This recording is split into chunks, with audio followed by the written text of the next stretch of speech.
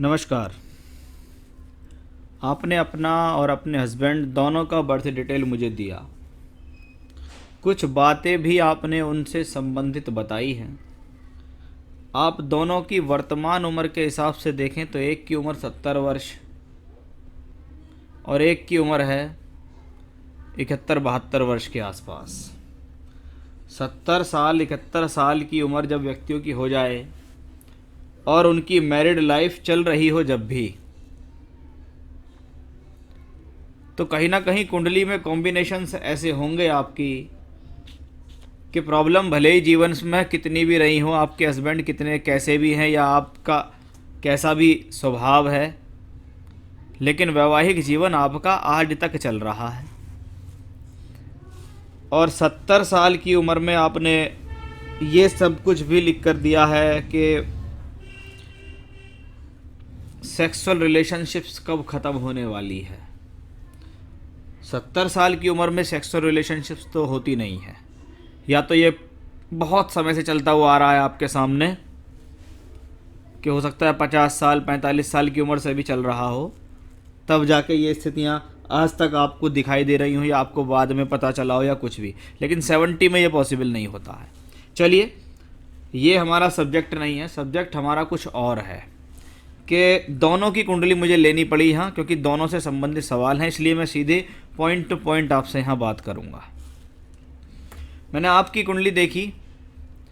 7th house से हम पति का विचार करते हैं, मैरिड लाइफ का विचार करते हैं। 7th हाउस में दो शुभ ग्रह बैठे हैं, एक शुक्र और चंद्रमा। ये शुक्र चंद्रमा ये कहते हैं कि हम आपकी मैरिड लाइफ को ब्रेक नहीं होने देंगे, टूटने नहीं देंगे, ख़त्म नहीं होने देंगे, क्योंकि हम नेचुरल शुभ ग्रह हैं। वहीं सप्तम भाव का मालिक भी पंचम भाव में है, ये भी कोई बुरा भाव तो है नहीं। नवमांश कुंडली से मैरिड लाइफ का विचार किया जाता है। यहाँ पे लिखा हुआ है स्पाउस, खास तौर पे जीवन साथी से संबंधित स्थितियाँ। यहाँ से शादी होना दिखता है, यहाँ से शादी कैसी चल रही है, शादी ब्रेक होगी या नहीं होगी, और मैरिड लाइफ कैसी रहेगी। यहाँ पे भी चंद्रमा है जो सप्तम भाव में इस चीज़ की तरफ इशारा करता है कि बचाने का प्रयास करेंगे। बृहस्पति की 9वीं दृष्टि भी सप्तम भाव पे पड़ रही है, जो फिर से इस बात की तरफ इशारा करती है कि आपने जीवन में हो सकता है प्रयास किए हों, अलग हो जाएं, सेपरेट हो जाएं, लेकिन ये दो कॉम्बिनेशन इनसे अलग नहीं होने दे रहे। हाँ, मैरिड लाइफ वाइज प्रॉब्लम है, हस्बैंड वाइफ के बीच में डिस्प्यूट्स हैं, वो क्लियर दिखते हैं आपकी कुंडली से कि आपकी कुंडली में सप्तम भाव का मालिक बुध राहु केतु अक्ष पे है और सूर्य और मंगल जैसे दो पाप ग्रह सप्तम भाव को देखते भी हैं। ये वही बुध है सप्तमेश जो यहाँ पे बैठा हुआ है। इसका क्या मतलब है, इसको थोड़ा समझने का प्रयास करें कि जब किसी महिला या पुरुष की कुंडली में इस प्रकार के खराब कॉम्बिनेशंस मिलें, तो ऐसा व्यक्ति बाई बर्थ ऐसा लेकर पैदा हुआ है कि उसकी शादी किसी से भी होती, उसको मैरिड लाइफ से रिलेटेड प्रॉब्लम्स अवश्य आती। आज अगर आपके हस्बैंड से आपके संबंध खराब हैं, ठीक नहीं है, प्रॉब्लम चल रही है, तो उसके पीछे कहीं ना कहीं रीज़न यही है कि आपके चार्ट में ये प्रॉब्लम है कि आपकी शादी किसी से भी होती, आपको ऐसा ही हस्बैंड मिलता। अभी मैं आपका चार्ट देख रहा हूँ सिर्फ, इसलिए मैं वो सब चीज़ें बता रहा हूँ कि हाँ, आपके चार्ट को देख के दिखता है कि मैरिड लाइफ रिलेटेड इश्यूज़ हैं और आप आज से ही नहीं है, जब से आपकी शादी हुई है तब से ही आपको हस्बैंड वाइफ के बीच में प्रॉब्लम वाली स्थितियाँ दिखाई दे रही हैं। उसके अलावा आपके एलिगेशंस हैं हस्बैंड के ऊपर, वो भी, उस पर भी हम थोड़ा सा विचार करेंगे। तो 7th हाउस ने तो ये बताया कि इस कुंडली में आपके हिसाब से कोई डाइवोर्स से संबंधित योग दिखाई नहीं देते। अभी हस्बैंड का चार्ट भी मैं देख लूँ, फिर आपके सवालों पे मैं आऊँगा, क्योंकि दोनों की चार्ट से मैं आपको निर्णय दूंगा। यहाँ देखिएगा, हस्बैंड का सप्तम भाव में मंगल है, मंगल दोष बनाता है। आप मांगलिक नहीं है, हस्बैंड मांगलिक है। तो पहली चीज़ तो मुझे यही दिखाई दे गई कि ये सप्तम भाव में मंगल है, मेष लगन है, लग्नेश लगन को देखता है तो व्यक्ति साहसी है, साहसी है, क्रोधी भी है, कुछ जल्दबाज भी है, क्रोधी और हिम्मत वाला आदमी है। सप्तम भाव के ऊपर मालिक देखें शुक्र, वो यहाँ बैठा है, लेकिन वो भी सूर्य शनि के साथ है। इसका मतलब इनकी भी हॉरोस्कोप में मंगल दोष भी आया, 7th हाउस में प्रॉब्लम भी आई। नवमांश से मैंने आपको कहा कि इससे वैवाहिक जीवन का विचार करते हैं। यहाँ लग्नेश बृहस्पति लगन में, इसने फिर से इंडिकेशंस दिया कि शादी नहीं टूटेगी। बृहस्पति सप्तम भाव को देखता है, सप्तम भाव का मालिक बुध है, वो यहाँ बैठा है बृहस्पति की राशि में, बढ़िया है, चंद्रमा से दृष्ट है। आपकी कुंडली के सप्तम भाव का मालिक यहाँ पीड़ित था, इनके में पीड़ित नहीं है। इसका मतलब इनके चार्ट में इतना प्रॉब्लम नहीं है, आपके चार्ट में प्रॉब्लम ज़्यादा है। आप जिस मैरिड लाइफ को भोग रही हैं उसमें कहीं ना कहीं, मुझे तो पता नहीं कि आपके जीवन में क्या चला, लेकिन मैं ये कह सकता हूँ कि आज जो भी प्रॉब्लम्स आपके जीवन में चल रही हैं उसमें कहीं ना कहीं आपकी तरफ से भी कमियां रही हैं, जिसके कारण प्रॉब्लम हुई है। दोनों के चार्ट को देखकर आपके एक सवाल का जवाब मैं दे देता हूँ। तो आपने कहा है वो लेडी भड़काती है पति को, डाइवोर्स कराना चाहती है, घर लूट रही है, और आपने पूछा है कि वो उससे कोई शादी तो नहीं कर लेगा या ऐसा। देखिए, आपके हॉरोस्कोप में कोई डाइवोर्स का योग नहीं है।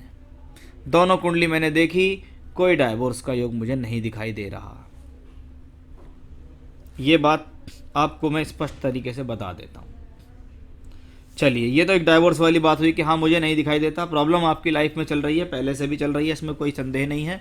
आपका चार्ट मुझे ज़्यादा टिपिकल लगा हस्बैंड के मुकाबले, मैरिड लाइफ के तौर पे।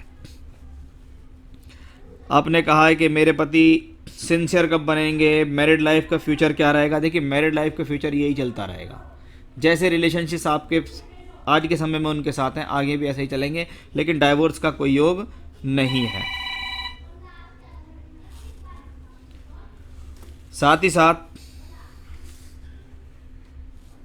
मैं आपको और बताना चाहूँगा, आपने कहा है कि 55 साल की उम्र हो चुकी है और विडो है, उनके घर में उनके साथ रिलेशनशिप्स हैं इनके, और वो इनका डाइवोर्स कराना चाहती है, अलग कराना चाहती है।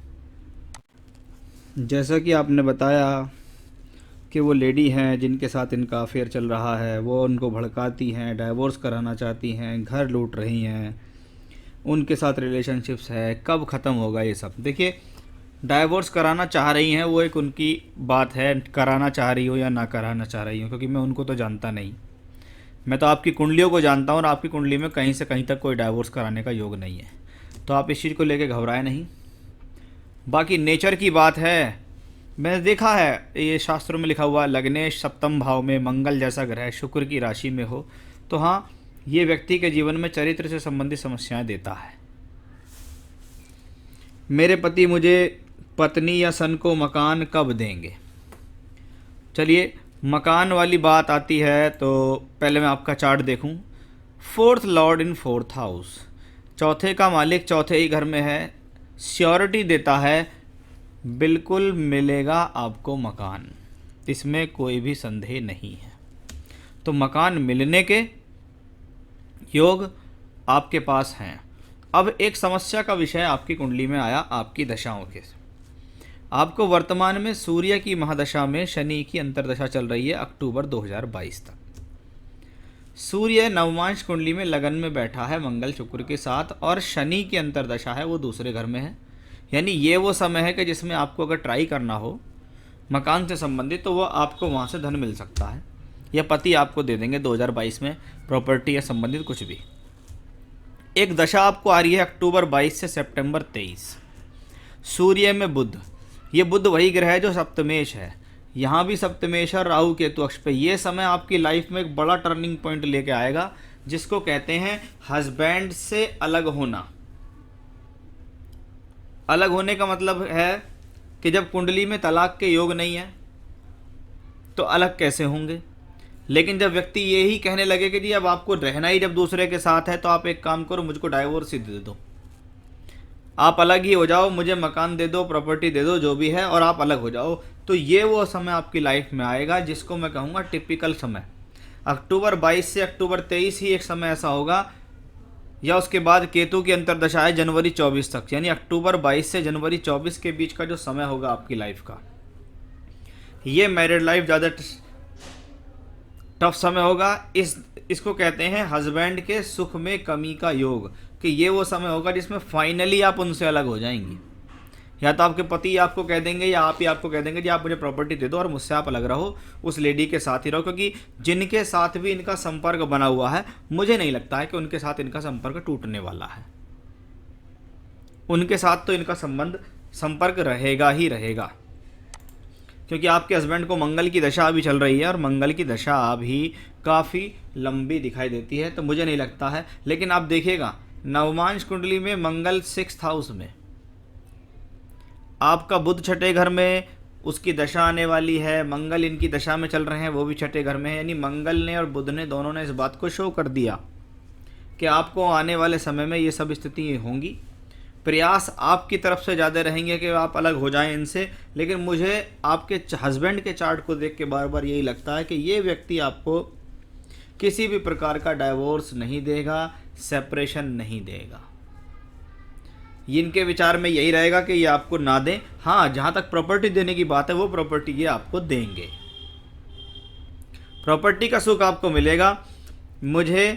मेरा पति मुझे पति पत्नी या सन को मकान देंगे या नहीं देंगे, तो देंगे, निश्चित देंगे, इसमें कोई संदेह नहीं है।